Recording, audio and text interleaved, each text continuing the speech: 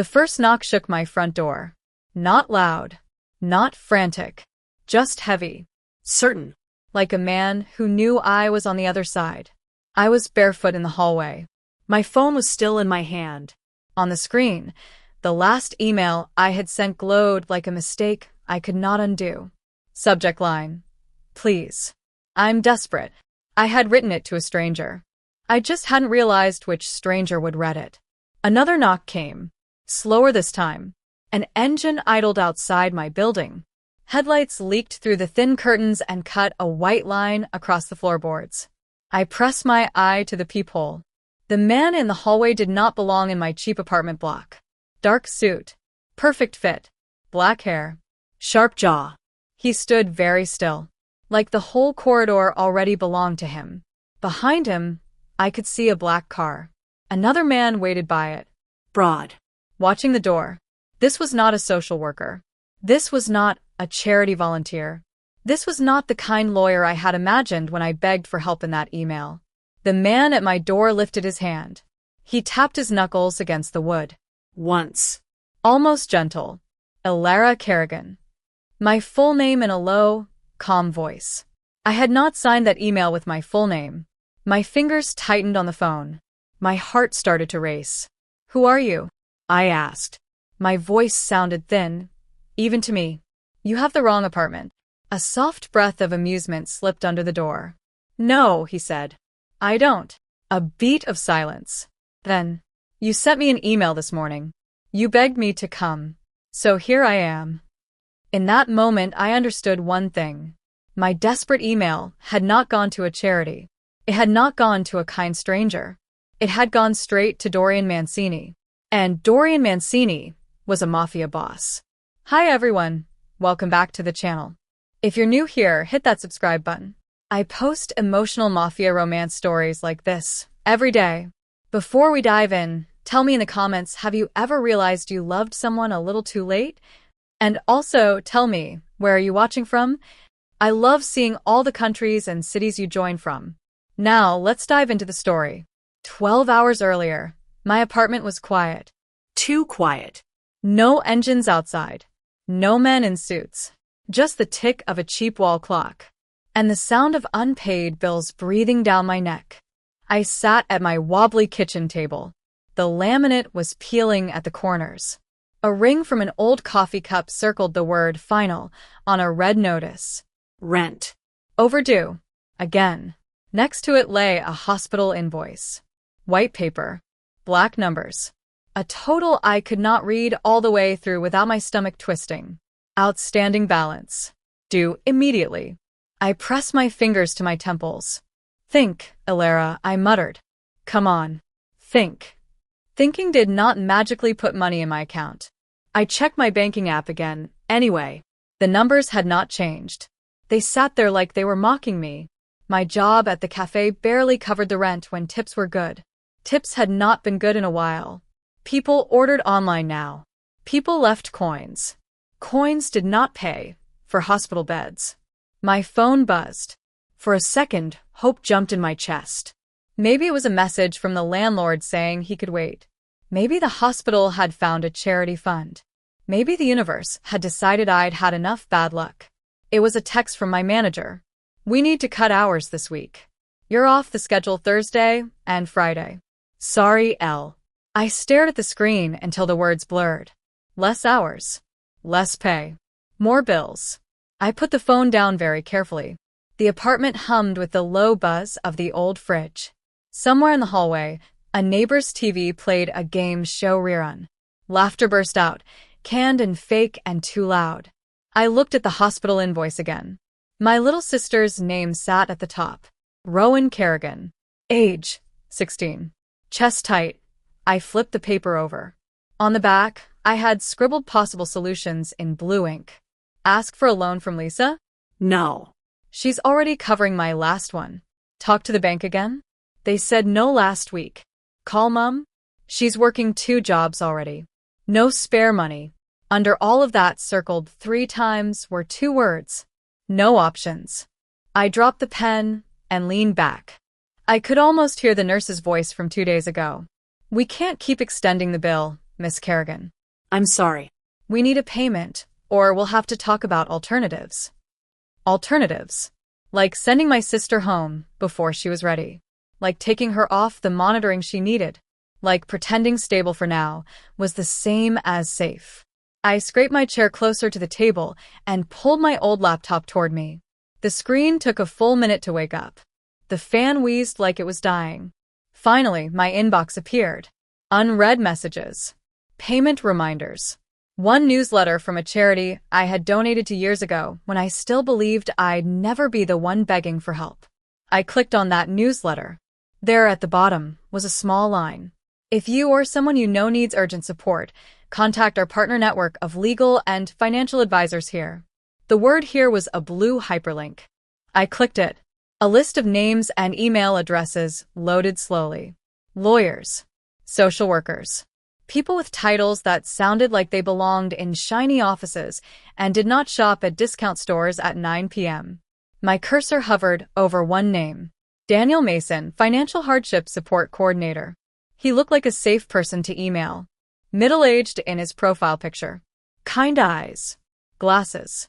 The kind of man who wrote polite replies, even when he said no. I opened a new message. My fingers hovered over the keyboard. What do you even say when you are out of options? I started to type. Dear Mr. Mason. Backspace. Too formal. Too stiff. Hi. My name is Alara Kerrigan. I stared at the blinking cursor. A lump formed in my throat. Words began to pour out. I don't know if this is the right place to ask for help. I'm sorry if it isn't. My little sister is in the hospital, and I am behind on her bills. I work full-time, but I can't keep up with the payments and our rent. I have tried the bank. I have tried everyone I know. I am out of options. My vision blurred for a second. I wiped my eyes and kept typing. I'm not asking for free money. I will do anything legal you need. Extra shifts. Cleaning. Admin night work. I can take on more hours somewhere somehow. I just need time. I just need someone to help me stop them sending her home before she is ready. I hesitated. This next line felt like stepping off a ledge. Please. I'm desperate. I read the email back, heart pounding. It sounded pathetic. It also sounded true. I scrolled back to the top. I clicked in the box and began to type. DANIEL. MASON. As I typed, my email program suggested an address. D.Mason followed by the charity domain. Good. Correct. Safe. Except my fingers were shaking. An extra letter slipped in. I didn't see it. I didn't see how the autocomplete jumped to a different contact. One I did not recognize. One that had appeared sometime in the last few months, attached to something I had deleted without reading. The address in the bar changed. D.Mancini followed by a similar-looking domain. I did not notice. I was too busy deciding whether to keep the word desperate in the subject line. It felt like too much. Too dramatic. Too honest. In the end, I left it. Subject, please. I'm desperate. I force myself to breathe. Inhale. Exhale. Hit send. What's the worst that can happen? I clicked send. The email whooshed away. No explosion. No lightning bolt. Just a small notification at the bottom of the screen. Message sent. I sat there for a while, staring at the empty inbox, waiting for instant judgment from the universe. Nothing happened. No reply. No error message. Maybe he's busy, I told the kitchenaire. Maybe he'll answer later. I closed the laptop and pushed it away. I did not know that my desperate email had not gone to Daniel Mason, Financial Hardship Support Coordinator. It had gone to Dorian Mancini. And Dorian Mancini did not work for a charity. By lunchtime, I had almost convinced myself no one would answer. The morning rush at the cafe did its best to drown out reality. Orders. Steam. The hiss of the espresso machine. People in suits tapping their watches. People scrolling on their phones with problems I would have killed to trade. Large oat latte for Sam. I called, sliding a cup across the counter. Sam did not look up. He grabbed the drink. He dropped a few coins in the tip jar. He left. I wiped the counter in slow circles and tried not to think about my inbox. If he doesn't reply, nothing changes. You just keep trying. You find another way. Earth to Alara.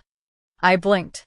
My coworker, Nina, leaned on the pastry case, chin in her hand, eyebrow raised. You zoned out again, she said. We had a customer ask if the muffins are vegan 3 times. You just nodded. They're not vegan, babe. Right. I cleared my throat. Sorry. I'll put a sign. You okay? She asked, softer now. You look not great. Just tired, I almost said. Just drowning. I am fine. I lied. Didn't sleep well. She studied me for a moment, then let it go. Manager texted, she said instead. He's cutting my hours this week. You too. My stomach dipped. Yeah, I said. He told me. Rude, she muttered. You're the only one who actually shows up on time.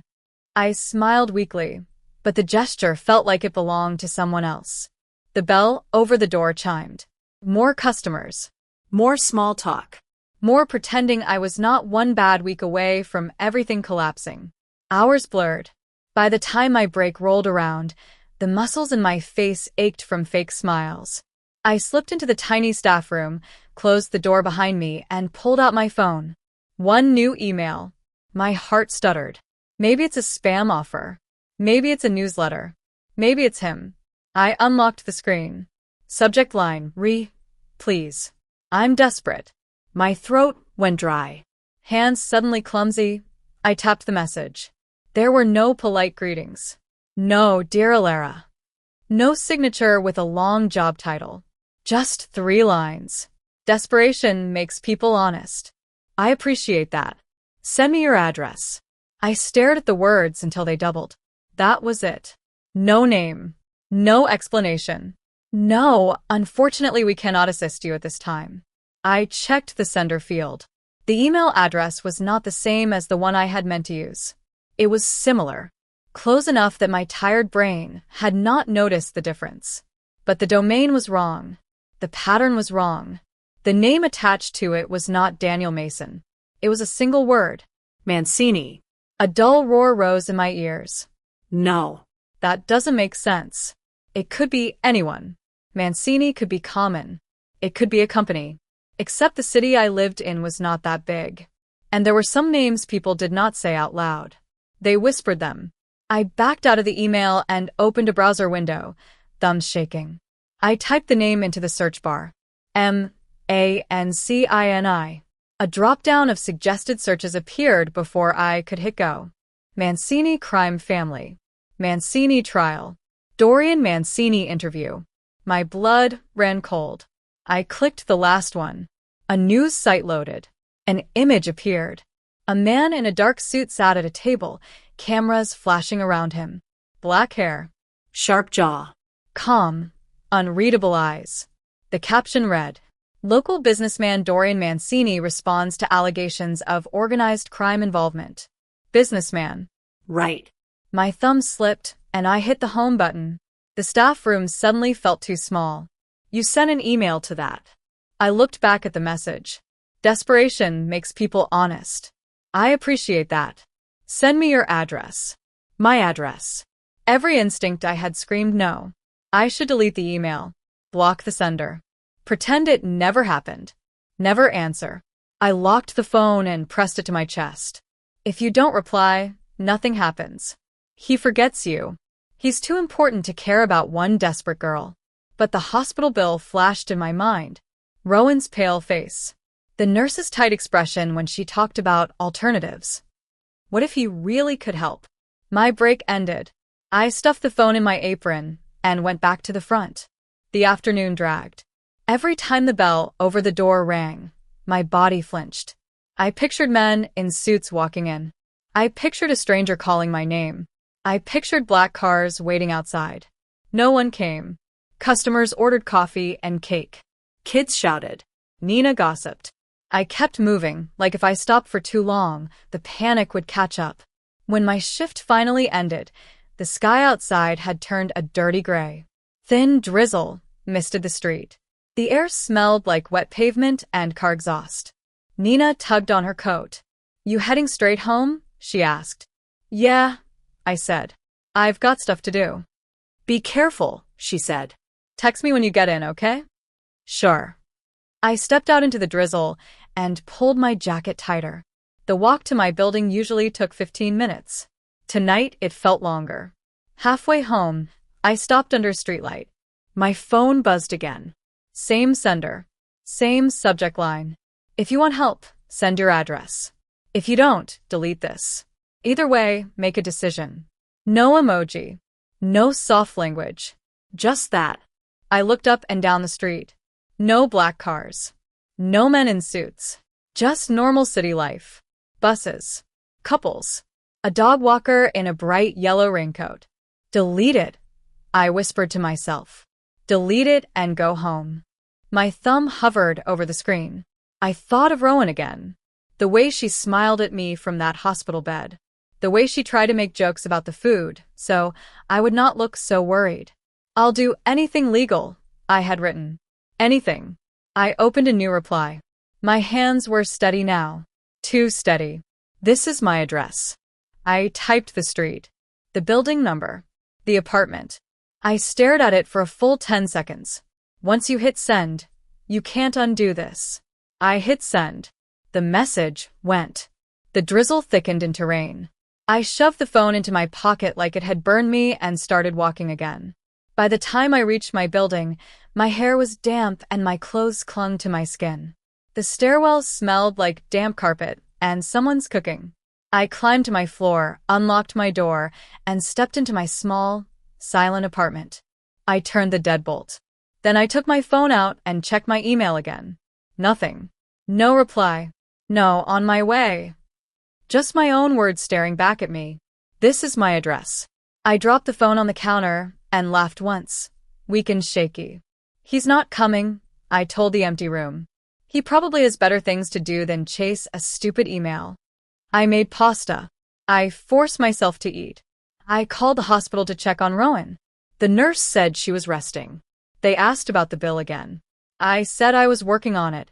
When I finally lay down on my narrow bed, the red numbers of the alarm clock glowed 11:06 p.m. My eyes were still open at 11:07, at 11:08, at 11:09. Sometime after that, I must have drifted into a shallow, restless sleep. Because when the first knock came, heavy and certain, shaking my front door like a promise, it felt like part of a dream. It wasn't. It was Dorian Mancini, come to collect my answer. The second knock was louder. Not a fist. Not a bang. Just more weight behind it. Like the man on the other side of the door was getting impatient. My heart thudded against my ribs.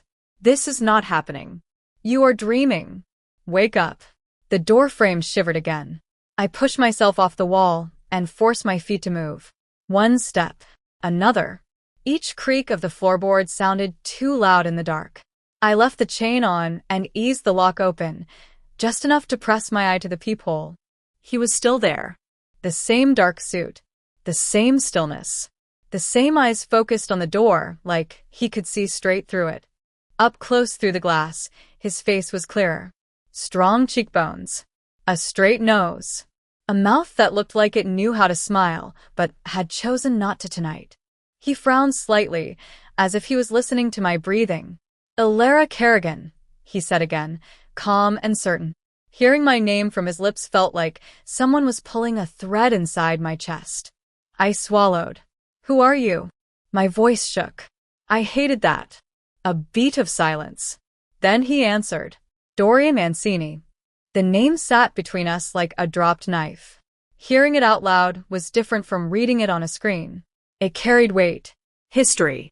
Stories whispered in corners by people who thought the city belonged to them until someone like him reminded them who really held the power. I stared at the door, as if I could see his name written on the other side in darker ink.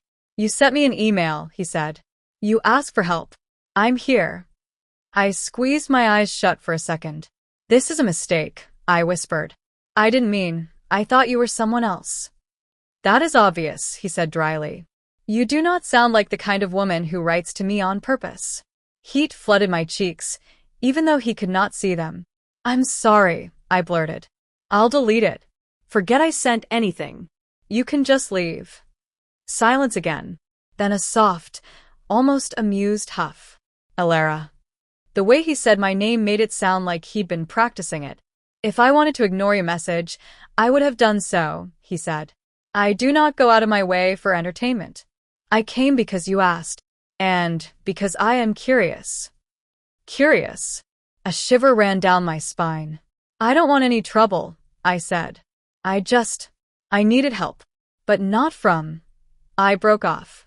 Not from you. Nevertheless, he replied, you have it. Open the door. Fear clawed at my ribs. If I opened the door, I was inviting him in. If I didn't, would he really just walk away? I thought of the email. I will do anything legal you need. I thought of Rowan, asleep in a hospital bed, trusting me to fix things. Slowly, my fingers found the chain. You won't hurt me? I hated how small my question sounded. Another pause. When he spoke, his voice was steady. I do not hurt people who ask me for help, he said. Not unless they give me a good reason. Not exactly comforting, but better than nothing. I took a slow breath. One click. The chain slid free. I opened the door a hand's width. The hallway light flickered weakly. Up close, Dorian Mancini was even more unreal. His suit was charcoal, not black, with a faint pattern that caught the light. A silver watch gleamed on his wrist. No tie.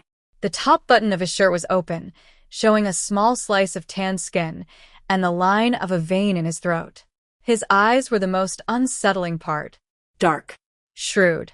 Focused on me in a way that made the noise of the building fall away.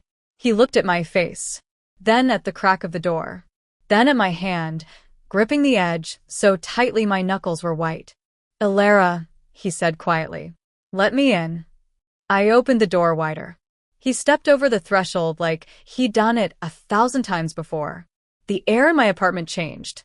It was not just that he was tall, or that his suit did not match the chipped paint and secondhand furniture. It was the way he seemed to take ownership of the space just by standing in it. He glanced around once.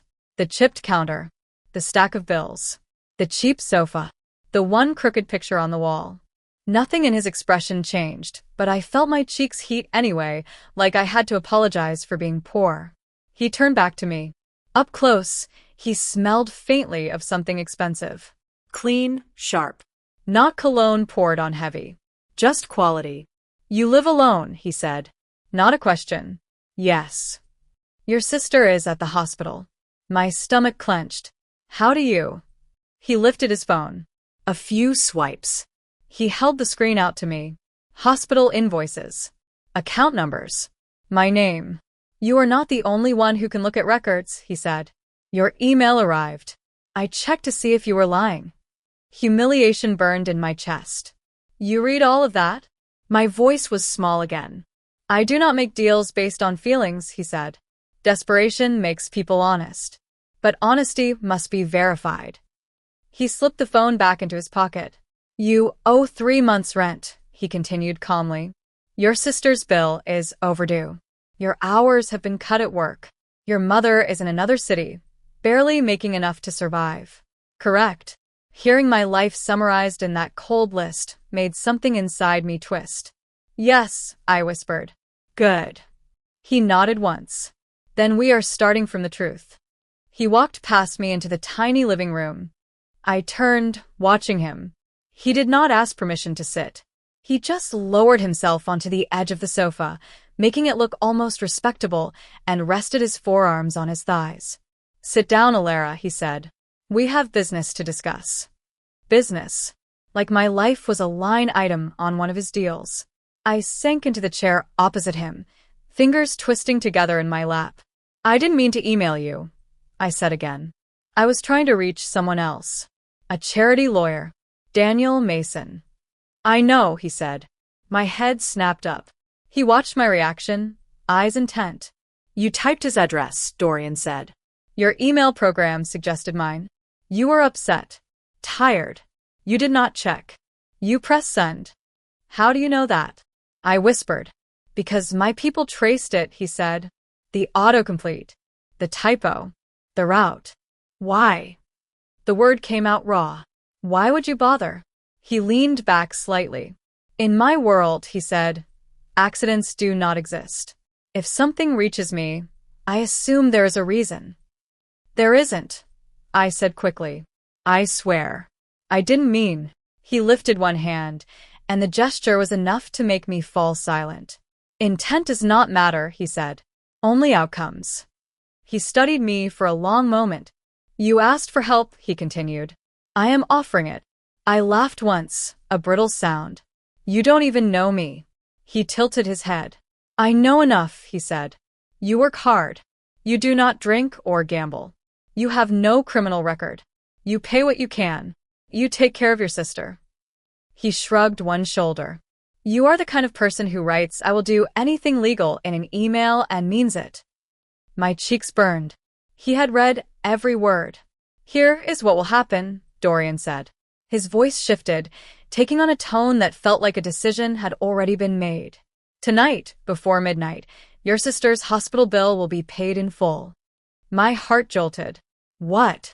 Tomorrow morning, your landlord will receive a transfer covering the rent you owe and the next month in advance. I stared at him. You can't just. I can, he said. And I will. He leaned forward. But nothing in my world is free. Cold slid down my spine. There it is, I whispered. What do you want? His gaze locked on mine. For the next 3 months, he said slowly, you will belong to me. My breath stopped. Belong to you how? I hated that my voice shook again. He did not smirk. He did not leer. If anything, his expression grew more serious. You will live under my roof, he said. You will follow my rules. You will be seen at my side when I require it. You will not work at the cafe. You will not take other jobs. You will be available when I call. So I swallowed. What? Your servant. Not a servant, he said. I have staff. I do not bring them into my home. His eyes flicked over my face, and something in his gaze softened by a degree. You will be under my protection, he said. In public, you will be treated as someone important to me. Important. The word did something strange in my chest. And when the 3 months are over? I asked. What then? Then we renegotiate, he said. Or you walk away. With your sister safe. Your debts cleared. A new start. He spoke like it was that simple. It's not legal, I said weakly. It can't be legal to ask someone to just come live with you. Do whatever you say. His mouth curved, not quite a smile. You put the word legal in your email, Alara, he said. I told you. I do not hurt people who ask me for help unless they give me a good reason. You will not be forced into my bed. You will not be beaten. You will not be abused. He said the last word carefully, as if he knew exactly what fear was coiling in my gut. But you will obey while the agreement stands, he added. You will not betray me. You will not lie to me. You will not run. My pulse beat hard in my throat. So my choice is what? I asked. Watch my sister get kicked out of the hospital. Watch everything fall apart. Or move in with a Mafia boss for 3 months and hope he keeps his word. Yes, he said simply. He did not dress it up.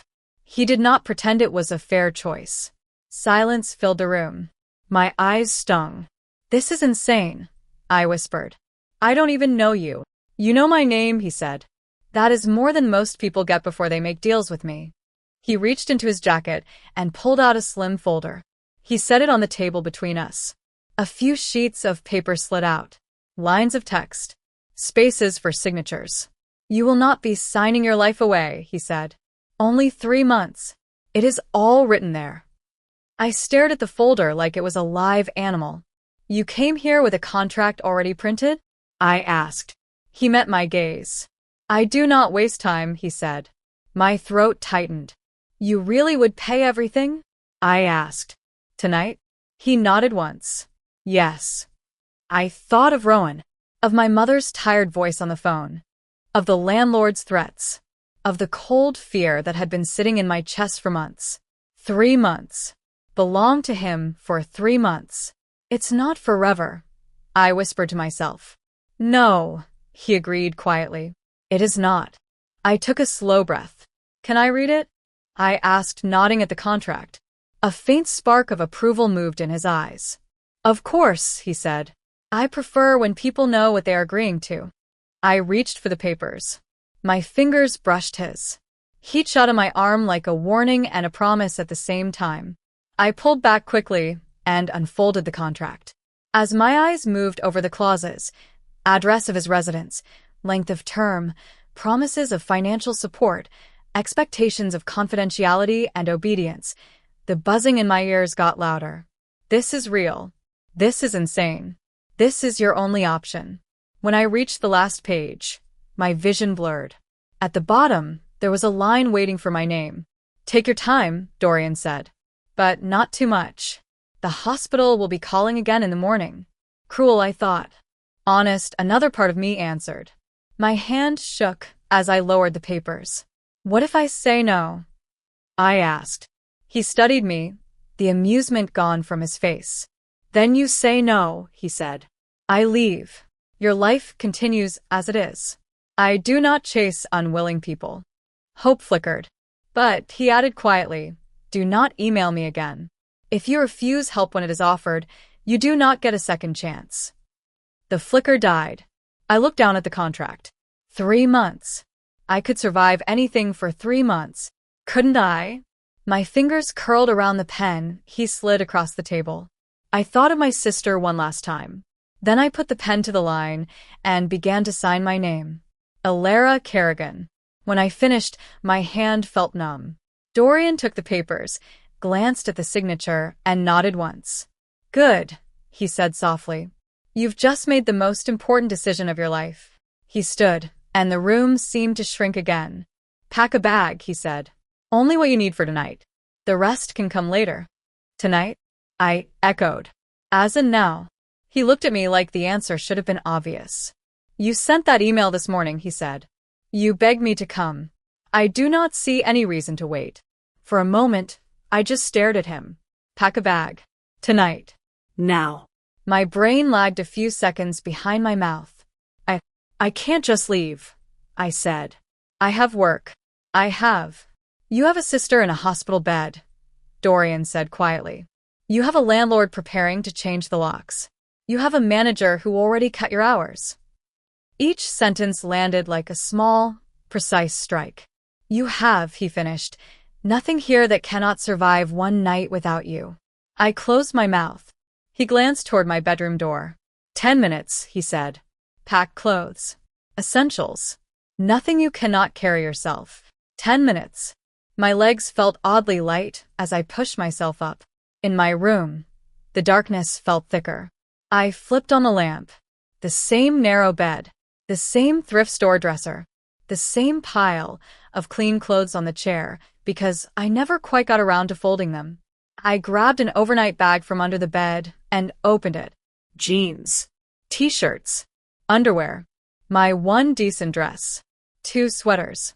I hesitated over the small framed photo on my nightstand. Rowan and me at the beach last summer. Wind tangling her hair. Her grin wide and messy. I tucked it into the side pocket of the bag. My hands drifted to the drawer where I kept my old journal. I paused. You are not going on vacation, Elara. You are going to live with a man whose last name comes with headlines. I left the journal where it was. When I stepped back into the living room, Dorian was on the phone. His voice was low and smooth. Yes. Full amount. Tonight. A pause. No, there is no mistake. Confirm when it clears. He ended the call and looked up. You paid it already? I asked, clutching the strap of my bag. By the time we reach the car, the hospital will have an email confirming payment, he said. Your sister will not be bothered about money again. I swallowed hard. Thank you, I said, the words small but sincere. He studied me for a second, as if weighing something. This is not charity, Elara, he said. Do not think me like I am kind. This is a transaction.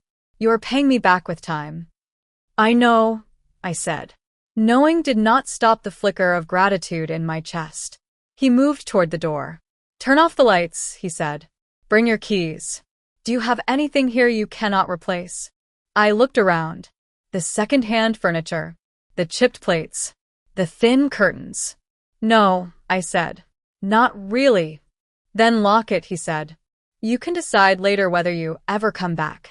The idea made my stomach flip.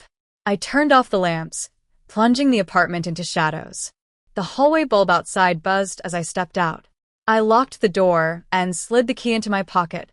Behind me, the only life I knew sat in the dark. In front of me stood a man who had just bought my way into another one.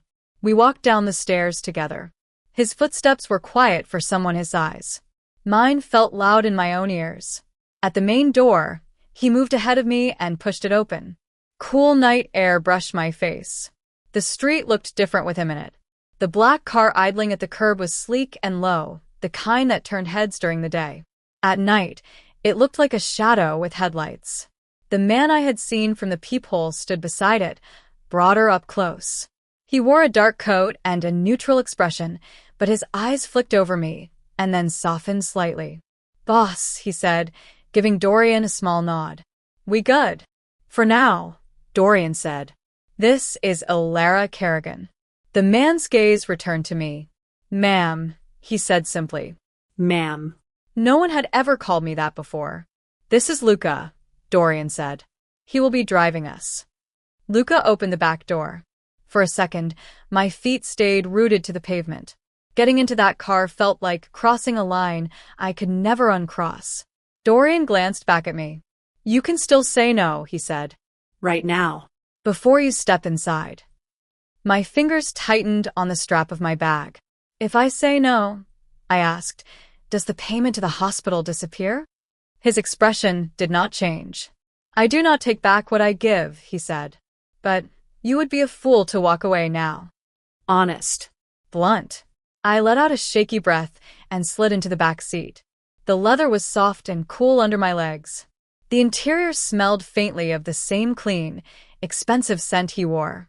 Dorian got in beside me. Luca closed the door and walked around to the driver's side. The city looked different from this height. The car felt lower, wider, with a quiet power I could feel through the floor. "Seat belt," Dorian said. I fumbled for it and clicked it into place. Luca pulled away from the curb. Streetlights strobed across the windows. Rain dotted the glass.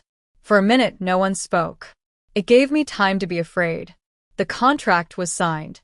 The money was moving. My life was now, apparently, headed in the same direction as this car. I looked down at my hands in my lap. They had stopped shaking. Maybe shock had just shifted the trembling somewhere deeper.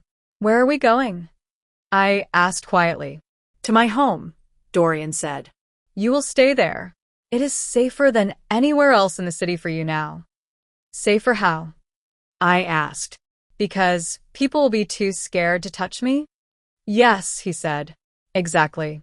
I stared at the blur of passing lights. "Why me?" I asked. "You could have helped anyone. Or no one. Why answer me?" He was quiet for a moment. "When something lands in my world by accident," he said, "I ask why. I do not believe in wasted opportunities." "So, I'm an opportunity?" I tried to keep the bitterness out of my voice and failed. He didn't flinch. "You are many things," he said. Desperate. Honest. Stubborn. Loyal from what I have seen. Those qualities are useful. Useful. "So this is about what I can do for you," I said. "Partly," he said. "Everything is an exchange, Alara." "What do you even need me for?" I asked. "You didn't exactly look short on staff back there." I saw the driver. "I'm guessing you have people for everything." "I do," he said. "But they are not you." That answer annoyed me more than it should have. "You're not saying anything," I said. "You talk like a lawyer." He glanced at me, a faint glint of humor in his eyes. "Lawyers do not usually threaten to break people's legs," he said. "At least not in public." "Do you?" The question slipped out before I could stop it. "When necessary," he said. The honesty sent a strange chill through me. He shifted slightly in his seat. "You will not be asked to do anything you cannot live with," he said. "You will not be asked to hurt anyone. You will not be asked to commit crimes. You will be expected to listen, to keep your eyes open, and to present yourself as someone I value." "So, I'm a prop?" I said. "A shield, A symbol, he corrected. People pay attention to who a man like me chooses to stand beside him. They make assumptions. They relax. They get careless. And you watch, I said. And I watch, he agreed. I leaned my head back against the seat. Outside, the neighborhoods changed. The cracked sidewalks and flickering streetlights gave way to smoother roads. Trees. Gates.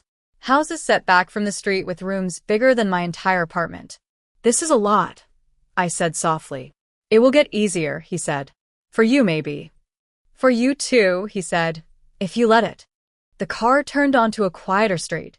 At the end of it, high stone walls rose on either side of a wide gate. Black metal. Security cameras. Discreet, but very present. Lucas slowed as they approached. The gate rolled open without him stopping. Facial recognition, Dorian said, noticing my look. And other things. Of course, I murmured. The car glided through. Inside, lights traced a long driveway.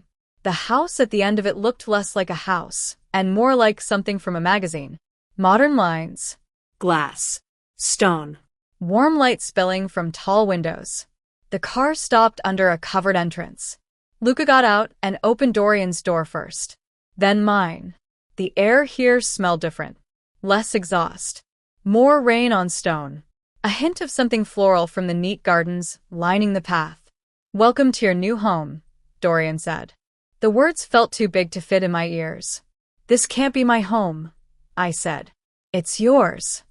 While our agreement stands, he said, it is both. He walked toward the door. For a second, I stayed by the car, my bag clutched to my side. Luca lingered near the front, giving me space but clearly watching. If I run, I asked quietly, would you stop me? He considered the question. I would advise you not to test that, he said. The city is less kind to a woman on her own than this house is. He wasn't threatening me. He was stating a fact. I drew in a breath and followed Dorian up the steps. The front door opened before he could reach for it. A woman in her 40s stood there. Dark hair pulled back. Calm eyes. Smart black dress. Mr. Mancini, she said. Everything is prepared. Thank you, Clara, he said. This is Alara Kerrigan. She will be staying with us. Clara's gaze slid to me. She did not look surprised. She did not look judgmental. Miss Kerrigan, she said with a small nod. Welcome. Hi, I managed. Clara runs the house, Dorian said. If you need anything, you ask her. Or me. The foyer beyond Clara was all polished floors and high ceilings. My sneakers squeaked on the tile. I clutched my bag a little tighter. This is the price, I reminded myself.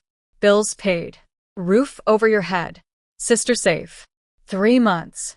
As I stepped fully inside, Dorian's voice came from behind me. From this moment on, Alara, he said quietly, you are under my protection. And under my rules. The door closed with a soft, final click. The sound echoed in my chest like a lock turning. The first thing I noticed inside Dorian Mancini's house was the silence. Not empty silence. Rich silence.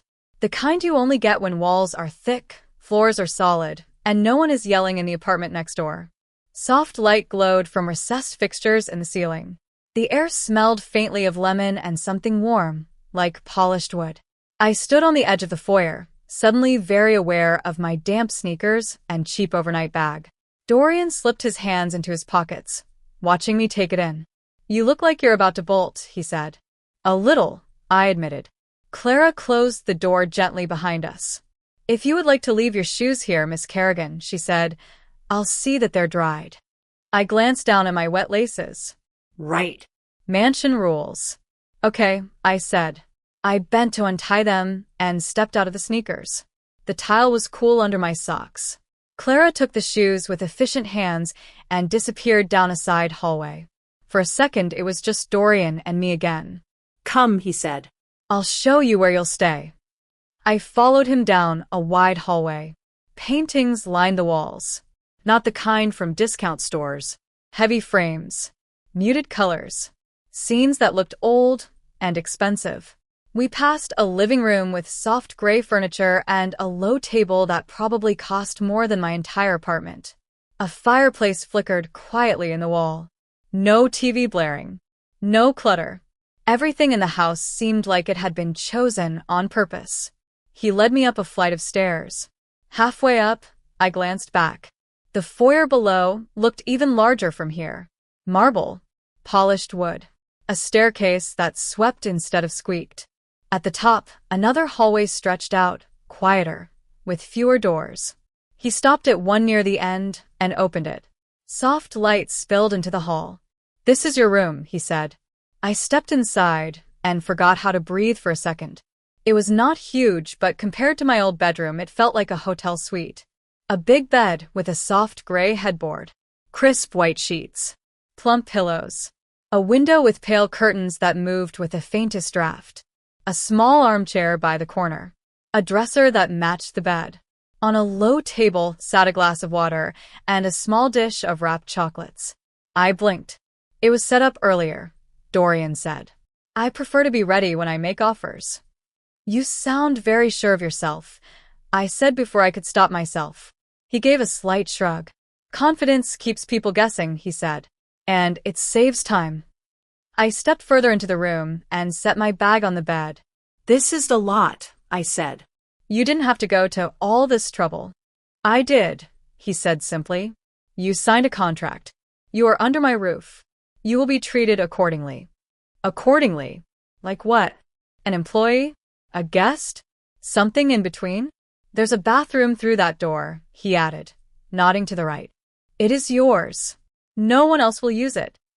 My eyebrows lifted. "A private bathroom," I said. "Are you trying to make me cry?" A hint of amusement touched his eyes. "If a bathroom is all it takes, your standards are lower than I thought," he said. I almost smiled. Almost. Then the weight of everything dropped back onto my shoulders. He seemed to sense it. "Sit," he said gently, nodding toward the edge of the bed. "We should be clear on certain things. It is better if you hear the rules now, not later." Rules. Of course there would be rules. I sat, hands resting on my knees.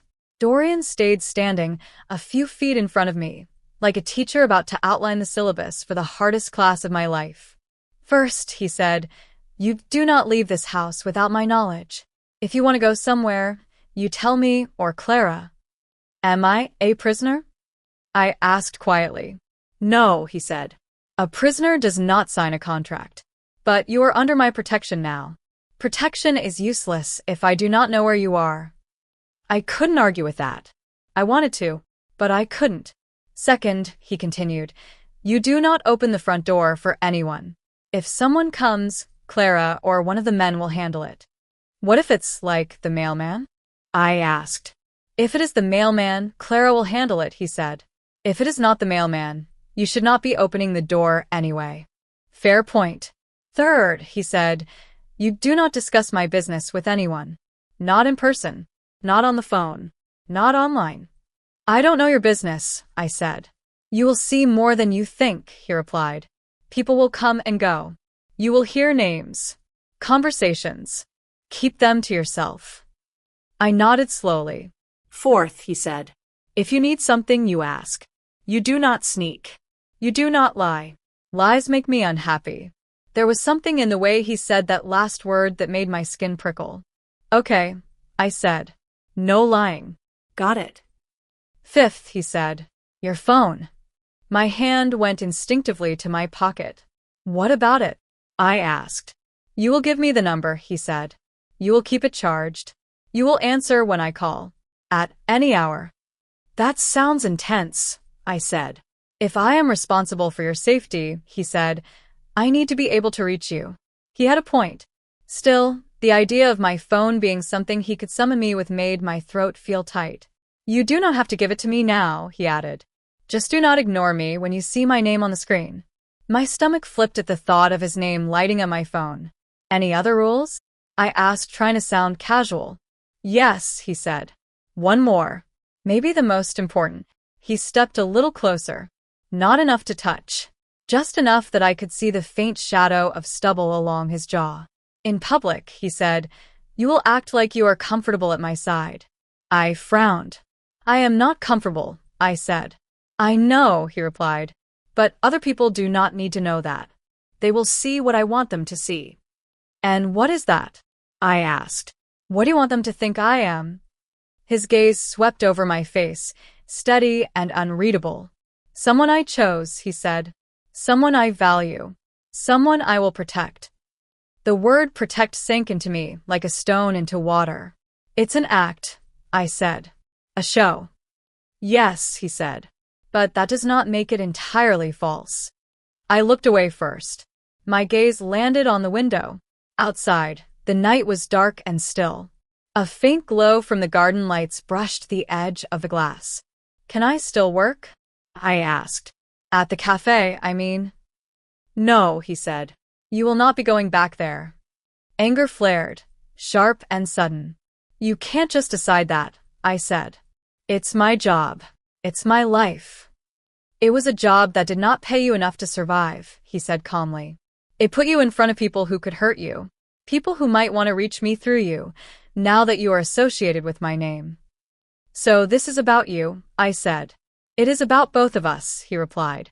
If something happens to you, because of me, I will react. People know that. So they might test it. He paused. You will not be serving coffee to strangers anymore, he said. You will be learning a different kind of work. What kind? I asked warily. He considered his answer. Call it observation, he said. Listening. Presence. Later, perhaps, helping with certain projects that require a pair of eyes I can trust. I don't know anything about your world, I said. You will learn, he said. You are not stupid. It was the closest thing to a compliment I had heard from him.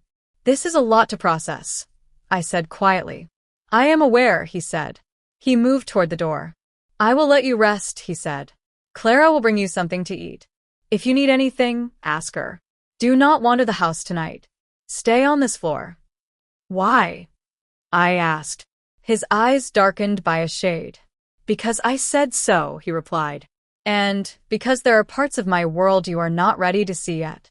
A chill slipped down my spine. Tomorrow, he added, we will talk about how you are to be introduced. There is an event next week. You will attend with me. I stared at him. An event, I repeated. Already?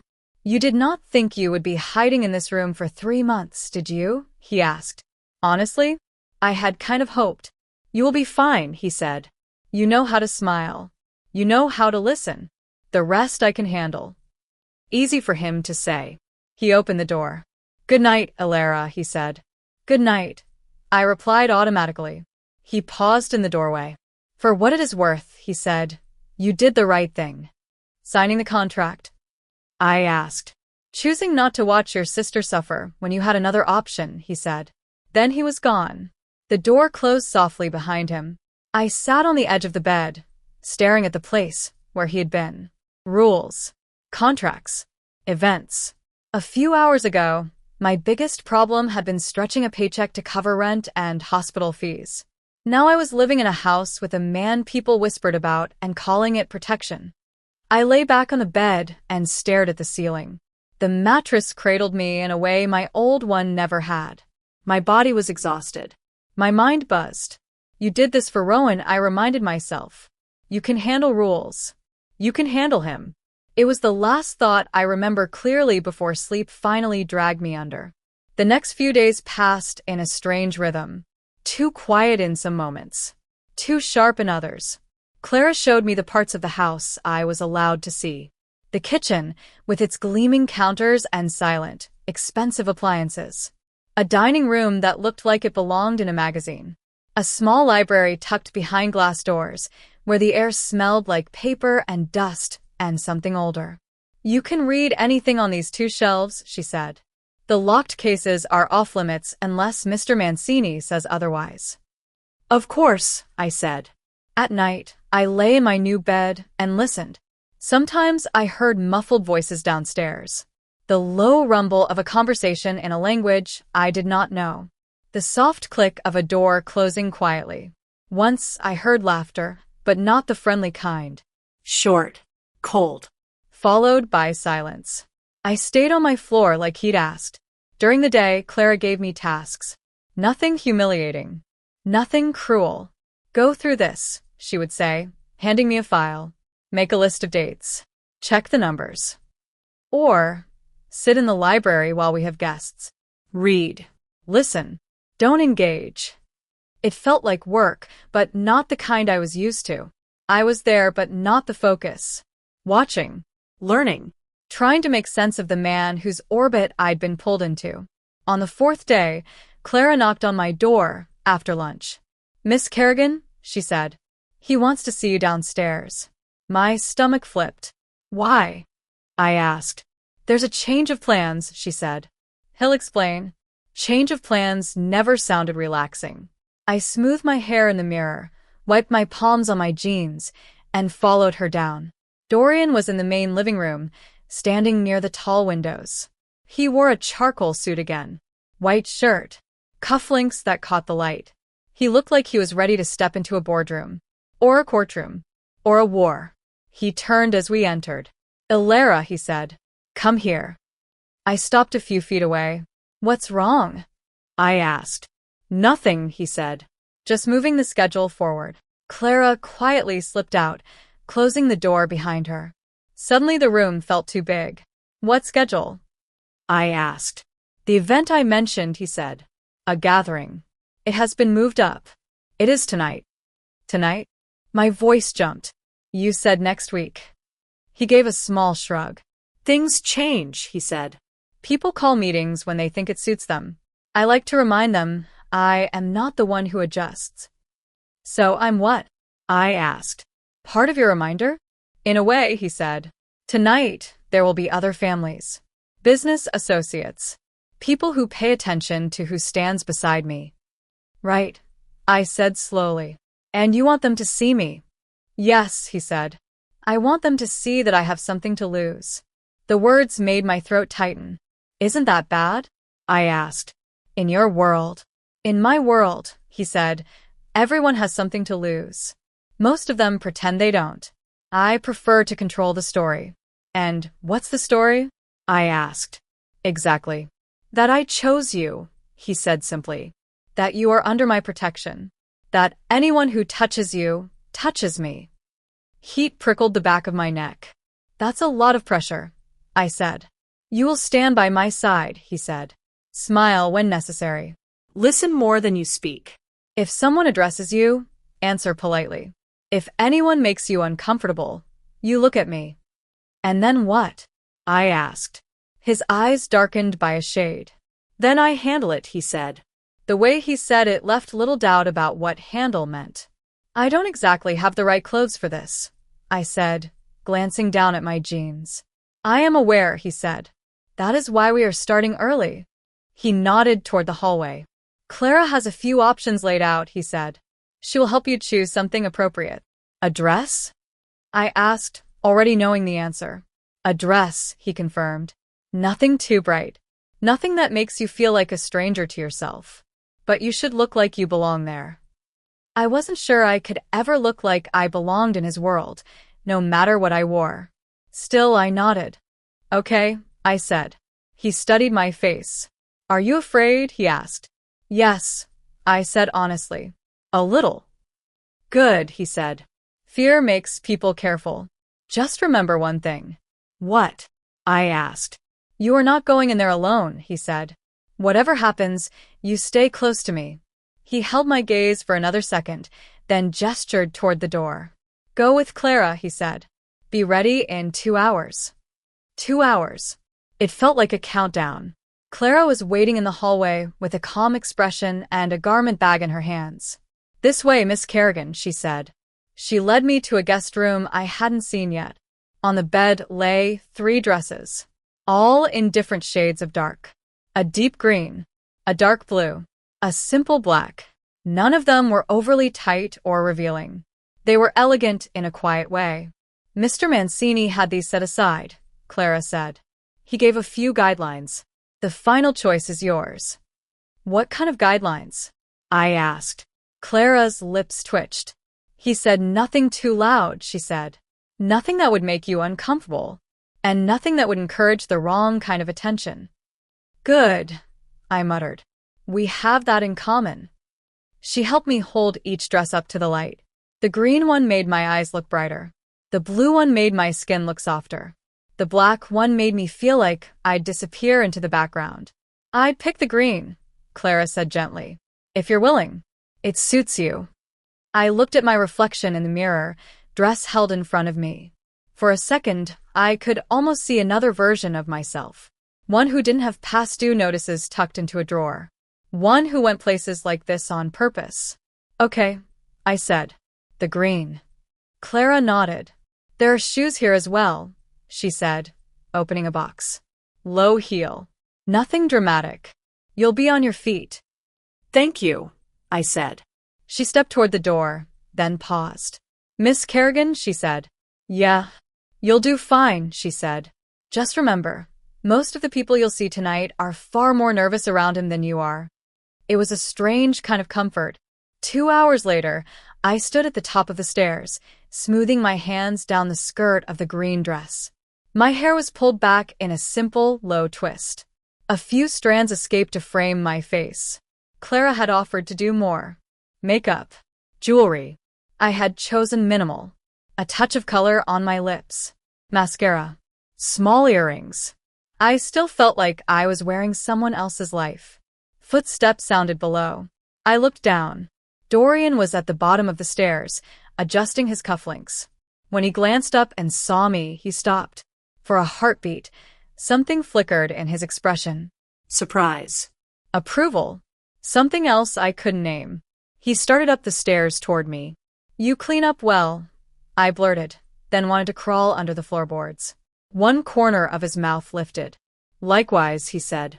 He stopped one step below me, bringing us almost eye to eye. His gaze moved slowly over my face, my hair, the line of the dress. Is this acceptable? I asked, suddenly self-conscious. It is more than acceptable, he said. You look exactly how I want them to see you. Which is? I pushed. Soft, he said, but not weak. Out of place, but unafraid. I wasn't sure unafraid was true, but I appreciated the thought. He offered his arm. Ready? He asked. No, I said honestly. He chuckled softly. At least you were honest, he said. Come. I slipped my hand through his arm. The fabric of his suit was smooth under my fingers. The muscle beneath was solid. We descended the stairs together. In the foyer, Luca waited in a dark suit of his own. Car is ready, boss, he said. His gaze flicked to me and lingered for a second. You look nice, Miss Kerrigan, he said.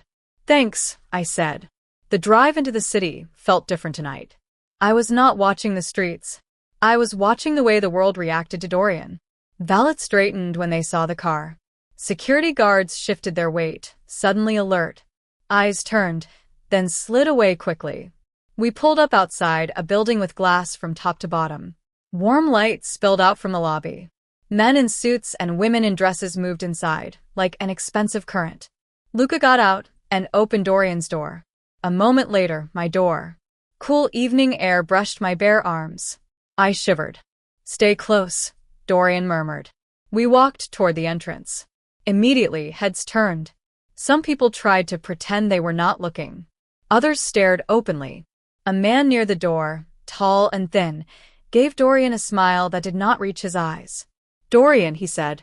You made it. Of course, Dorian said smoothly. You sounded so eager. The man laughed too loud. And you brought company, he said, looking at me. You didn't tell us you'd finally found someone to keep you in line. His gaze slid over my dress in a way that made my skin crawl. Before I could step back, I felt Dorian's arm tense under my hand. His smile did not slip. This is Alara, he said. She is with me. 3 simple words. With me. The other man's smile faltered for half a second. Lucky woman, he said. I'm sure she'll decide that for herself, Dorian replied. He guided me forward, away from the door. Inside, the room was all gleam and murmur. Chandeliers. Polished floors. Clusters of people holding drinks they barely sipped. Music played softly in the background, more atmosphere than focus. I felt eyes following us as we moved. Remember what we discussed, Dorian murmured. Smile. Listen. Do not let them get in your head. I'm trying, I said. He led me to a quiet corner near the edge of the room. From there, we had a clear view of the entrance and most of the guests. A woman in a red dress approached.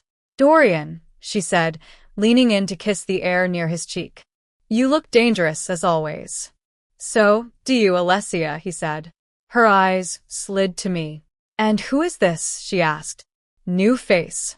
Ilara, he said. Ilara Kerrigan. Alessia's brows lifted. Lovely, she said. How did he convince you to come into this mess, Ilara? I sent a very stupid email, I said before I could stop myself. Alessia blinked. Then she laughed, delighted. Oh, I like her, she said. Good luck, sweetheart. She drifted away, leaving a trail of perfume behind her. Was that okay? I whispered. What I said.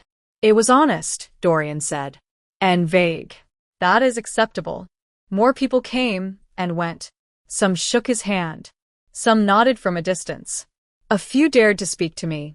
They asked where I was from. What I did. I used to work at a cafe, I said. Now I'm adjusting. It made them laugh. It also made them underestimate me. I saw it in their eyes. She's no threat. Just a girl in a pretty dress. Dorian watched all of them. Sometimes he smiled. Sometimes he listened with that still, heavy attention that made even older men with expensive watches shift their weight. I stayed close, like he'd asked. It was almost easy to forget the danger in the low hum of conversation and the clink of glasses. Almost. Until it wasn't. It happened near the bar. Dorian stepped away for a moment to speak with an older man who looked like he'd been carved from stone. Stay here, he said. I won't be long. I nodded and watched him go. A server passed with a tray. I took a glass of water. The room felt warmer now. Someone moved into the space Dorian had left. Alone already? A voice said near my ear. I turned. A man stood too close. He was maybe mid-30s, with slick hair and a smile that felt wrong. His suit was expensive. His eyes were not kind. I'm fine, I said, taking a small step back. He stepped with me. I haven't seen you here before, he said. New acquisition? The word made my stomach twist. I'm with Mr. Mancini, I said, keeping my voice even. I can see that, he said, letting his gaze linger too long.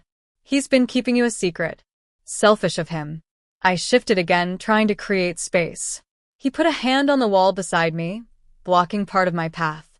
You don't want to do that, I said quietly. Do what? He smiled wider. Talk to you? Look at you? Stand there, I said. Like that. Relax, he said. We're all friends here. We're not, I said. I glanced across the room. Dorian was still talking, his expression unreadable. He hadn't looked over yet. The man leaned in slightly. You know, he murmured, men like Mancini don't do anything for free. You must be paying him back somehow. Seems a shame to waste all that effort on just one man. His breath brushed my cheek. My skin crawled. No, I said. Move. He reached out, fingers curling like he might touch my arm. He didn't get the chance. A hand closed around his wrist. Not mine. Dorian's. I hadn't even seen him cross the room. 1 second the man was leaning in, his hand half raised. The next, he was pinned in place by a grip that looked almost gentle. But it wasn't. The man's smile vanished. Is there a problem? Dorian asked. His voice was still calm. Too calm. The room seemed to go quieter near us. Not at all, the man said quickly. Just talking. From where I was standing, Dorian said softly, it looked like you were doing more than talking.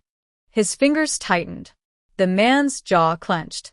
You know how it is, the man said, attempting a chuckle. Beautiful woman. Easy to forget your manners.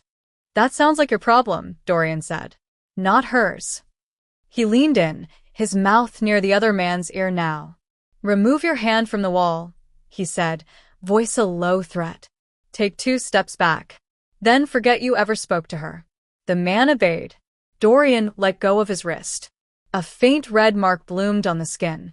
Of course, the man said. Didn't mean any disrespect. But you did disrespect, Dorian said, still calm. You disrespected me by ignoring my presence. You disrespected her by making her uncomfortable. And you disrespected yourself by thinking I wouldn't notice.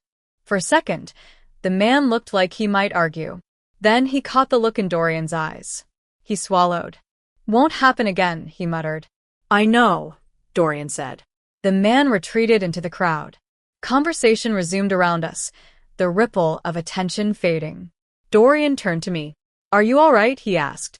My heart was racing. Yeah, I said. I think so. Did he touch you? He asked quietly. Not really, I said. He tried to trap me in. Dorian's jaw flexed. He will not try again, he said. I believed him. Something hot and complicated twisted in my chest. Thank you, I said. His gaze searched my face. This is why I told you to stay close, he said. There are people in this room who think my house rules do not apply when I am not standing beside you. They learned tonight, I said. A faint, dangerous smile touched his lips. Yes, he said. They did. He shifted closer. His hand brushed my lower back, light but steady. Is this okay? He asked quietly. The question surprised me. He was asking permission to touch me. Yes, I said. You can. His hand settled there, warm through the fabric of my dress. The contact grounded me. Remember this, Ilara, he said. What? I asked. If anyone ever makes you feel like that again, he said, you do not have to be polite. You do not have to smile. You look at me, and I will remind them who you belong to now. The words should have bothered me. Belong. Instead, they settled over me like a protective weight. You can't always be there, I said softly. I will be, he said. He sounded so sure that, for a moment, I believed him completely. Across the room, Alessia watched us with raised brows. She caught my eye and gave me a little nod. Careful, that nod seemed to say. But also, you're not alone. Dorian's hand stayed at my back as the night went on. People looked. They whispered. But no one else tried to corner me. Later, in the car on the way home, the city lights slid over his profile. Did I do okay? I asked. He turned his head. You did better than okay, he said. You did exactly what I needed you to do. Stand there and not spill my drink. I teased weakly. A hint of a smile curved his mouth. Stand there, he said, and remind them that I have something I will not share. His hand rested on the seat between us. Not touching me. Just close. It makes you vulnerable, I said. Letting them see that. Maybe, he said. But it also makes them hesitate. No one wants to poke a man who has something to protect. They know his reaction will be disproportionate. Disproportionate, I echoed. He looked at me. If anyone touches you again without your permission, he said, voice low and even, I will show you exactly what that word means. A chill ran through me. Not fear. Something darker. Warmer. In that moment, I understood something simple and terrifying. My desperate email had asked for help. What I had gotten was something else entirely. Obsession. Possession. Protection that felt like a cage and a shield at the same time. And for the first time, I wasn't sure I wanted to find the door out. Sleep did not come easily after the event. Even hours later, back in my room, I could still feel the heat of Dorian's hand at my back. Still hear his voice when he told that man to step away. Still see the look in people's eyes when they realized what it meant that I stood beside him. Belonging to Dorian Mancini was not something you could take off with a dress. I lay in the dark and listened to the house breathe. Sometime after 2, I must have drifted off. When I woke, weak sunlight slid through the curtains. For a second, I forgot where I was. Then I saw the high ceiling, the soft chair in the corner, the glass of water on the table. Right. The mansion, the contract, the man who made the city bend. I showered, dressed in jeans and a soft sweater Clara had left folded on my dresser, and stepped into the hallway. Voices floated up from below. Muffled. Tense. I followed the sound. On the landing, I paused. Dorian's office door was half open. He stood inside, back to me, one hand braced on the edge of his desk. Luca stood opposite him, jaw tight. Told you it's not a coincidence, Luca was saying. Her father's name is in the old files. Different city, different year. Same trouble. My pulse skipped. Father? I hadn't heard that word in a long time.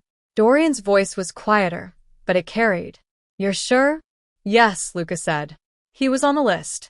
Small-time player. Worked collections for the Donnelly crew. Took a deal. Turned on everyone. Went into witness protection. My hand tightened on the railing. Witness protection. Donnelly. The name brought back a flash of memory. Raised voices. A slammed door. My mother crying into a dish towel while the TV blared to cover the sound. But there's more, Luca added. The file says the man had 2 daughters. The older one was, what, 8? 9? The younger, just a baby. The air left my lungs. 8. Baby. Me. Rowan. My fingers slipped on the banister. Dorian's shoulders were very still. And you're telling me this now, he said softly, because? Because her email was not just bad luck, Luca said. You brought the daughter of a traitor into your house. Into your life. If anyone gets hold of that, they're going to say you've lost it. Silence stretched. I stepped back from the opening, heart pounding in my ears. I should leave. This is not for you. You're listening to things you shouldn't. But my feet didn't move. Dorian spoke again. When did you find this? He asked. Yesterday, Luca said. I wanted to be sure before I said anything. The old files are a mess. Took a while to match the names.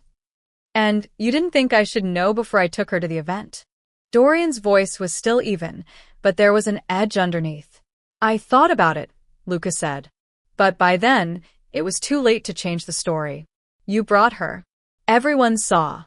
Backing off now? That would look weak. A chair creaked. I pictured Dorian sitting, fingers steepled, eyes cold. And what do you think I should do? He asked. Luca hesitated. There are people who would say you should cut her loose, he said. Send her away. Make it clear you didn't know. That you made a mistake. And you? Dorian asked. I think, Luca said slowly, you don't make mistakes like this. The words hung in the air. You saw something in her, Luca continued, before you knew who she was. You don't do sentiment, boss. Not like this.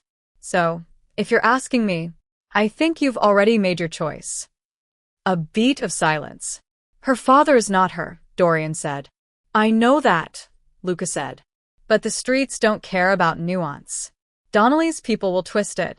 They'll say you took in the traitor's daughter. That you've gone soft. That you've forgotten who gave the order to bleed that whole crew out. Donnelly's people. Bleed. I pressed my back against the wall, knees threatening to give. My father had always been a ghost in my life. Now that ghost was standing in the middle of Dorian's world like a lit match. Let them talk, Dorian said at last. Luca swore under his breath. You're serious, he said. Yes, Dorian replied. I am. Boss. I am not my father, Dorian cut in, voice like a warning. I don't punish children for their parents' sins. Luca's reply was quieter. Your world does, he said.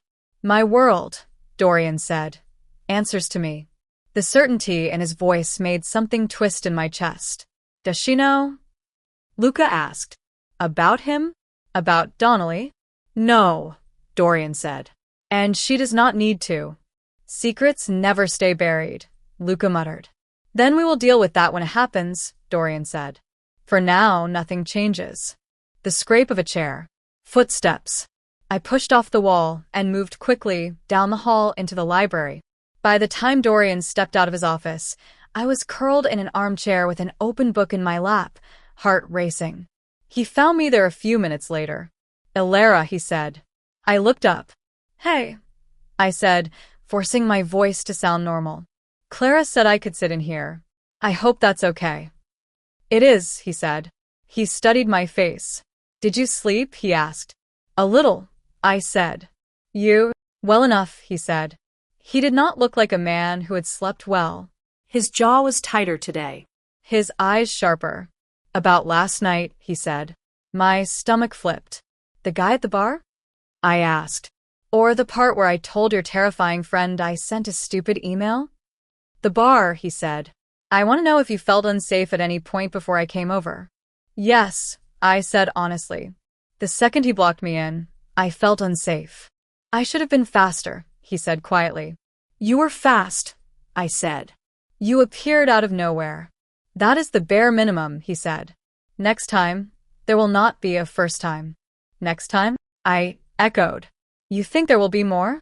In my world, there is always someone who mistakes politeness for weakness, he said. But they will learn. I hesitated. Can I ask you something? I said. Yes, he replied. Why did you? I searched for the right words. Why did you react like that? I mean, I understand being protective, but that was a lot. He held my gaze. Because he knew who I was, Dorian said. And he touched what is mine. The word mine made my pulse flutter. You know I'm not an object, right? I said softly. Even if I signed a contract, I'm still me. I am aware, he said. When I say mine, I do not mean property. I mean responsibility. Responsibility, I repeated. Yes, he said. You came to me for help. I accepted that responsibility. I do not take it lightly. Something in my chest softened despite everything I'd overheard. Okay, I said. Just don't forget I'm a person in this story too. He tilted his head slightly. I am trying not to, he said. Silence stretched between us. I decided right then not to ask about my father. If he wanted me to know, he would tell me. If he didn't, I was not sure I was ready to hear it. Not yet. Days turned into a strange routine. I checked in with the hospital every morning. Rowan's nurses sounded more relaxed now that the bill was gone. They told me she was improving. They told me she asked when I was visiting again. Dorian's world continued around me. Meetings. Phone calls. Visitors who spoke in half sentences and loaded silences. Sometimes he called me into his office and had me sit on the couch while he worked. Why am I here? I asked once. Because people behave differently when they think I am alone, he said. And when they think I am not. So, I'm a human lie detector? I asked. Something like that, he said. One afternoon, as I was heading back upstairs, my phone buzzed. A number I didn't recognize. I almost let it go to voicemail. Then I thought of the hospital and answered. Hello. Alara, a woman's voice said. It's your mum. I closed my eyes for a second. Hey, I said. You okay? I'm fine, she said. They called me from the hospital. Her voice wobbled. They said someone paid the bill in full. They wouldn't tell me who. My throat tightened. I did, I said quickly. I mean, it's taken care of. You don't have to worry. Alara, she said softly. You don't have that kind of money. In a way, I said, I do now. Silence. Tell me you didn't do anything stupid, she said quietly. Tell me you didn't call them. The word hung between us like smoke. Mum, I said, choosing each word carefully. I found someone who could help. It's complicated. But Rowan is okay. That's what matters. Alara, she whispered. You know your father. I'm not Dad. I cut in sharper than I meant to. I'm not going to make his choices. Silence again. I know, she said at last. I just don't want you to get caught up in something you can't get out of.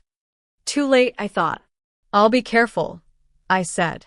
I promise. We talked for a few more minutes. When I ended the call, my hands were shaking. I didn't realize Dorian had been watching from the end of the hallway until he spoke. Problem, he asked. I slipped the phone into my pocket. My mum, I said. They told her about the bill. She's worried. Understandable, he said. She has reason to be wary of men who offer deals. The comment landed heavier than he probably intended. I looked at him. Is there something you want to tell me about my family? I asked quietly. His jaw tightened almost imperceptibly. Yes, he said. But not yet. Why not? I asked. Because when I tell you, he said, you will not hear anything else I say for a while. My chest tightened. And you think now is not the time? I asked. No, he said. I think right now you need stability more than you need the truth about a man who walked away years ago. You don't even know him, I said. I know enough, he replied. Anger sparked in my chest. Do you? I asked. Because I don't. I don't know what he did. I don't know why he left. I just know he made a mess and my mother spent years cleaning it up. And you're afraid I will tell you he was worse than you imagined, Dorian said. Yes, I said. And I'm afraid you'll tell me he wasn't. That he tried. That he got in over his head. That he was like me. Desperate. And look how that turned out. His eyes softened around the edges. You are not him, he said. No matter what he did. Or didn't do. I looked away. I should go call Rowan, I said. She gets bored easily. Go, he said. I walked past him. As I did, he spoke again, voice low. When I tell you, he said, it will be because you are strong enough to decide what to do with that knowledge. Not a second before. I didn't answer. I didn't trust my voice. The storm broke a week later. Not a weather storm. A news storm. Clara found me in the library, a crease between her brows. Miss Kerrigan, she said, you should come downstairs. My stomach dropped. Why? I asked. There's something on the television, she said, about Mr. Mancini. And you. Cold rushed through me. Me? I repeated. Yes, she said. In the living room, the huge screen on the wall was on a news channel. A photo of Dorian at the event filled half the screen. Me beside him in the green dress. Underneath, a headline in bold letters. Local businessman seen with daughter of infamous informant. My mouth went dry. The anchor's voice droned on. Sources say the woman seen at Dorian Mancini's side is Alara Kerrigan, daughter of former Donnelly associate Patrick Kerrigan, who entered witness protection after turning state's evidence against his crew. My vision tunneled. Witness protection. State's evidence. Kerrigan. Dorian stood near the window, remote in his hand. He muted the sound. You knew, I said, the words scraping out of my throat. Yes, he said. And you didn't tell me, I said. I told you there were things you didn't know, he said. This is one of them. Anger flushed hot under my skin. So, everyone else gets to know before me? I demanded. The streets, the reporters, the people at your events? No, he said. They know a version of it. Not the truth. The truth. I laughed hollow. The truth is my father was a traitor, and you brought his daughter into your house like a shiny new toy. His eyes hardened. You are not a toy, he said. And your father was a man who made choices when he was cornered. Some of them bad. Some of them necessary. The world prefers simple labels. Traitor is easier than human. Tears burned at the back of my eyes. You should have told me, I said. Before I signed anything. Before I stood next to you. And let them take pictures. Before I started to care about you. I didn't say that part out loud. He stepped closer. I was going to tell you, he said quietly. Soon. I wanted to give you time to breathe first. To feel safe. To understand that whatever your father did, it does not change what I decided about you.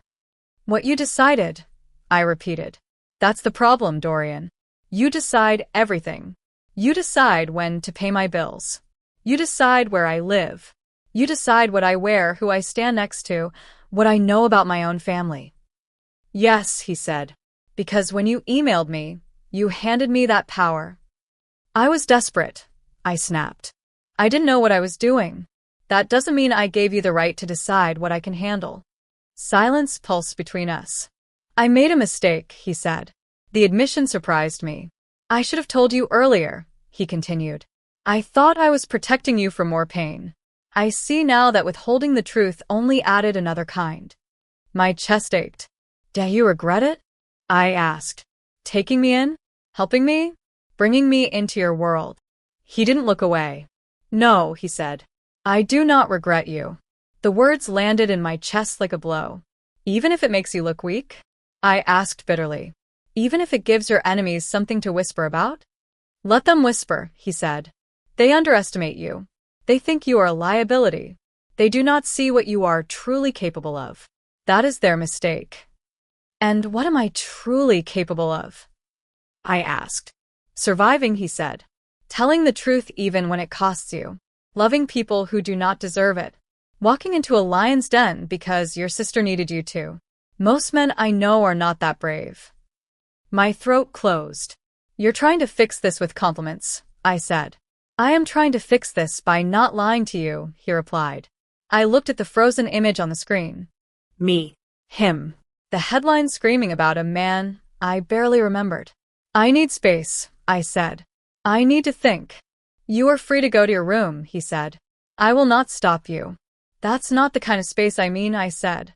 He went very still. Where then, he asked. Out, I said. Outside these walls. I need to remember who I was before you. Before this. His jaw flexed. That is not safe, he said. Neither is living in a house built on secrets, I said. We stared at each other. If you walk out, he said slowly, I cannot protect you the same way. I know, I said. But if I stay right now, I don't know who I am. Silence stretched. At last, he nodded once. Luca will drive you, he said. You will not go alone. I don't need a bodyguard, I said. You do, he said. You just don't like the idea. He was right. It didn't make it easier. Where do you want to go? He asked. I don't know, I said. Anywhere that isn't here. His eyes flicked to the TV, then back to me. Fine, he said. Take what you need. Tell Clara where you're going. Luca will be ready in 10 minutes. And you won't follow? I asked. I will not follow, he said. Unless you need me. How will you know? I asked. He held my gaze. I will know, he said. I didn't pack a bag. I just grabbed my phone, my jacket, and the photo of Rowan from my nightstand. Luca waited by the car, expression neutral. Rough day, he asked as I approached. You saw it? I asked. He nodded. Everyone who watches the news saw it, he said. You okay? No, I said. But I'm breathing. That's a start, he said. We drove. I didn't tell him where at first. He just followed the road, waiting. Can you take me past my old street? I asked eventually. He did. We rolled by my old building. The curtains in my former living room were open. Someone else's lamp glowed inside. That was fast, I said quietly. City doesn't leave spaces empty for long, Luca said. We kept driving. In the end, I asked him to stop at a park near the hospital. I got out and walked. Sat on a bench. Watched kids play. Watched a dog chase a ball like it was the only thing that mattered in the universe. My phone buzzed. A text from an unknown number. I saw the news. Are you okay? Nina. I stared at the message. She'd found me through the headline. Through my name next to his. I don't know yet. But I'm trying. Elara. We went back and forth a few messages. She didn't ask for details. She just told me she missed me at the cafe. That they'd replace me with someone who couldn't steam milk properly. I smiled for the first time that day. By the time the sky started to darken, the ache in my chest had dulled. Luca watched me from a distance, giving me privacy without really giving me privacy. When I finally walked back to the car, he opened the door without a word. On the drive back, I stared out at the city lights. This is going to change things, I said quietly. With him? Luca asked. With everyone, I said. Luca was quiet for a long moment. You know, he said at last, there are people who've known Dorian for years. They've never seen him bring anyone into his house like this. Never seen him show up somewhere with someone at his side and dare people to talk. I swallowed. And? I asked. And that's not weakness, Luca said. That's him putting a stake in the ground. Saying, this is mine. Fight me if you want. That's a lot of pressure to put on a person, I said. He knows that, Luca said. He also knows you're stronger than you think. We drove through the gates. The house loomed ahead, lights glowing in the windows. My chest tightened. This is your choice, Elara, Luca said quietly. You can walk in and talk to him. Or you can walk in, pack, and go. He won't drag you back either way. Which would you do? I asked. He gave a small huff. I'm not you, he said. But I know this. People like Dorian don't say I made a mistake easily. And they don't say, "I don't regret you," unless they mean it. The car stopped. I sat there for a few seconds, hand on the door handle. Then I opened it. The air felt different tonight. Heavier. I walked up the steps and into the house. Dorian stood in the foyer, hands at his sides. He didn't speak right away. Neither did I. Finally, I took a breath. "We need to decide what happens next," I said. "Yes," he said. "We do." My heart pounded. Part of me wanted to run. Part of me wanted to step closer and let him wrap this whole mess in the same kind of certainty he wrapped everything else in. Instead, I asked the only question that mattered.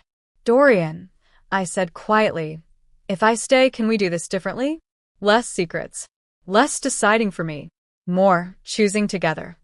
He studied me, eyes searching my face like he was trying to read a language he didn't speak fluently yet. "Yes," he said at last. "We can." "And if I go?" I asked. His jaw tightened. "If you go," he said, "I will make sure you are safe as long as I can from a distance. But I will not come to your door again unless you call me." "Unless you call me." The words echoed the very first knock. I held his gaze. "This started with a mistake," I said. "A desperate email to the wrong man." "Yes," he said. "But I don't want it to end like that," I said. "I don't want to walk away and spend the rest of my life wondering if I ran from the only person who ever looked at my mess and said, 'I can handle that.'" His eyes darkened. "Then don't run," he said. My chest ached. Slowly, I stepped closer. "One condition," I said. "Name it," he replied. "No more big secrets about my family," I said. "If you know something, you tell me. Even if it hurts. Even if you think I can't handle it." "Done," he said. "And one more," I added. "You stop calling me mine like I'm just a responsibility. If I stay, it's because I choose you too, not just because you chose me."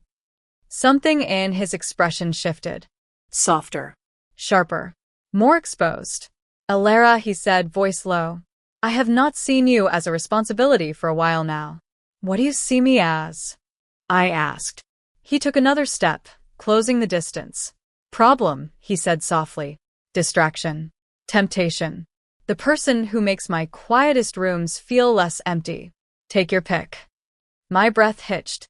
"Is that your version of 'I care about you'?" I asked, trying to keep my voice steady. He exhaled a rough sound. "I care about you," he said. "More than is wise. More than is safe. More than I thought I was still capable of." The words landed like a key turning in a lock inside my chest. "And you're not saying that because you feel guilty?" I asked. "I do feel guilty," he said. "But that is not why I'm saying it." I searched his face. He let me. No masks. No lawyer talk. Just a man waiting for an answer. I thought of Rowan laughing on the phone when I told her the nurses liked her terrible jokes. I thought of my mother's voice, worried but relieved. I thought of the way Dorian's hand had closed around that man's wrist at the bar. The way he said, "I do not regret you." Then I thought of my own life before all of this. Bills. Fear. Empty nights. "I should probably run," I said quietly. "Yes," he said. "You probably should." I took a breath. "But I'm not going to," I said. A flicker of something fierce and bright moved in his eyes. "You're staying," he said. "I'm staying," I said. "Not because I belong to you, but because maybe you belong to me a little too." His mouth curved. "That is a very dangerous thing to say to a man like me," he murmured. "I know," I said. "But you're the one who came to my door." He stepped closer until we were inches apart. "Last chance to change your mind," he said. I shook my head. "Too late," I said. "I already sent the wrong email." He laughed once, low and real. Then, slowly, he lifted a hand and brushed his fingers against my cheek. "Thank you," he said quietly. "For what?" I asked. "For choosing me," he said, "when you didn't have to." I leaned into his touch. "For answering," I said, "when you didn't have to." His hand slid to the back of my neck, gentle but sure. He lowered his forehead to mine. And for the first time since the knock on my door, I felt something that wasn't fear or desperation or anger. I felt home. 3 months later, the hospital smelled the same. Disinfectant, coffee, hope, stretched thin over fear. But today, for the first time in a long time, I walked through the automatic doors without a knot in my stomach. No final notices. No, we need to talk about your balance. No wondering if this visit would be our last. Just visiting my sister. Rowan's ward was quieter in the afternoons. I stepped into her room and smiled. She was sitting up in bed, hair pulled back in a messy ponytail, a paperback propped on her knees. "Hey, Bug," I said. She looked up and grinned. "You're late," she said. "I finished this terrible book waiting for you." "Then it served its purpose," I said. "You had something to complain about before I even walked in." She stuck her tongue out at me. Then she noticed the shadow in the doorway behind me. Her smile faltered, then returned, smaller but curious. "Is that him?" she whispered. "Yes," I said. "That's him." Dorian stepped into the room. He was not in a suit today. Dark slacks, black shirt, sleeves rolled up to his forearms. He still looked like trouble, just less sharp around the edges. "Rowan," I said, "this is Dorian Mancini." He stopped at the foot of the bed and gave her a small nod. "Nice to finally meet you," he said. "I've heard a lot." "From who?" she asked. "My sister?" She exaggerates. "From your nurses," he said. "They say you are their funniest patient." She brightened. "Did they tell you about the time I pretended to flatline when they said no more jelly?" she asked. A corner of his mouth lifted. "They may have mentioned it," he said. "I don't think the doctor has recovered." She beamed. "I like you," she said. "You look like a vampire who pays taxes." I choked on a laugh. Dorian blinked, then laughed too, the sound low and surprised. "I'll take that as a compliment," he said. "It is," she said. "You brought my sister snacks for 3 months. You pay the bills. You make the nurses nervous. That's top-tier vampire behavior." "Rowan," I hissed, half laughing, half mortified. She ignored me. "Thank you," she said, more seriously now, looking straight at him. "For everything. For helping Elle. For helping Mum. For paying for the boring machines that go beep." His expression softened in a way I had never seen before. "You don't owe me thanks," he said. "Your sister did what she had to. I did what I could." "Still," she said. "Thank you." He inclined his head. "You're welcome," he said. We stayed for a while. Rowan made jokes. Dorian actually smiled. I watched them both and tried to memorize the way the room felt. Not like a battlefield, like a family. When visiting hours ended, a nurse poked her head in. "Time to let her rest," she said. Rowan rolled her eyes. "I nap like a 90-year-old, she muttered. "Go. Have a life. Kiss people. Touch grass." "Bossy," I said, leaning down to hug her carefully. "I learned from the best," she said, squeezing me back. She caught Dorian's gaze over my shoulder. "Take care of her," she said. "She pretends she's tougher than she is." "I know," he said. We left the room together. In the corridor, I let out a breath I hadn't realized I'd been holding. "That went well," I said. "She is impressive," he said. "Pain in the ass," I said fondly. "That too," he replied. We walked toward the exit. Outside, the sky was a wide, clear blue. No rain. No storm. Just a bright, ordinary day. "Do you ever think," I said as we crossed the parking lot, "about how different things would be if my email had gone where it was supposed to?" "Yes," he said. "And?" I asked. He opened the car door for me. "I would be sleeping better," he said dryly. "Making fewer questionable decisions. Having fewer arguments with Luca." "Wow," I said. "You are terrible at romance speeches." He smiled, small but real. "And," he added, voice softening, "I would still be eating dinner alone. Still walking into an empty house. Still pretending I was fine with that." Heat crept up my neck. "I would still be counting coins at the cafe," I said. Still trying to choose between rent and medicine. Still telling myself I didn't need anyone. We looked at each other over the roof of the car. "You know," I said, "for mistake, that email did a lot." "It did," he agreed. I slid into the passenger seat. As he rounded the car, my phone buzzed. A new email. Subject line, please. I'm desperate. For a second, my stomach dropped. Then I opened it. Not from me this time. From someone I used to work with at the cafe. Asking for advice. Asking how I'd done it. How I'd survived when it felt like everything was crumbling. I stared at the subject line. Dorian got in and glanced at me. Problem, he asked. I shook my head, a slow smile spreading across my face. No, I said. Just déjà vu. What is it, he asked. Someone asking for help, I said. Someone desperate. He held out his hand. Let me see, he said. I hesitated. Then I put the phone in his palm. He read the message. When he finished, his eyes lifted to mine.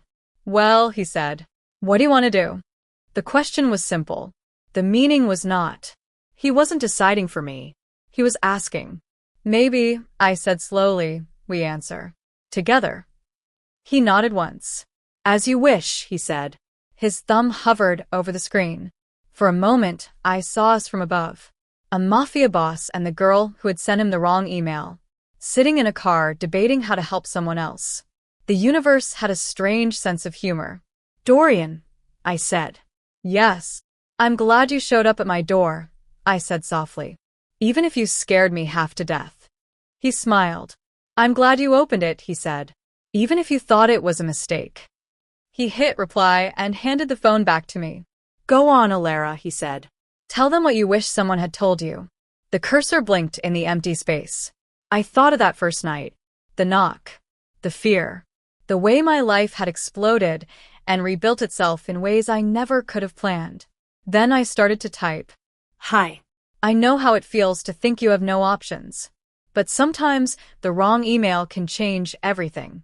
I smiled as I wrote, because I knew, now, that the desperate message I'd once regretted had not ruined my life. It had rewritten it. One mistake. One knock on the door. One man who refused to walk away. And somehow, in the middle of all that danger and chaos, I had found something I never thought I'd have. A sister safe. A future that didn't terrify me. And a home in the last place I'd expected. Right beside Dorian Mancini. And that's where we'll leave Alara Kerrigan and Dorian Mancini. Not in that cramped hallway, staring at a door she was too afraid to open, but in a life neither of them planned, and both of them chose anyway. Some love stories don't start with flowers and promises. They start with a desperate email, a mistake in the address bar, and a Mafia boss who should have deleted it, but showed up instead. In the end, Alara wasn't just a debt to be paid, or the girl who begged him for help. She became the one woman Dorian Mancini would risk his name, his enemies, and his entire empire for. So, here's the question for you. If you were Alara, would you have opened that door when he knocked? Or deleted the email and faced the danger alone? Drop your answer in the comments. Every single one matters to this channel. If this story pulled you in, hit like, and subscribe for more Mafia romance stories that will keep you up all night. Thank you for watching, beautiful souls. I'll see you in the next story.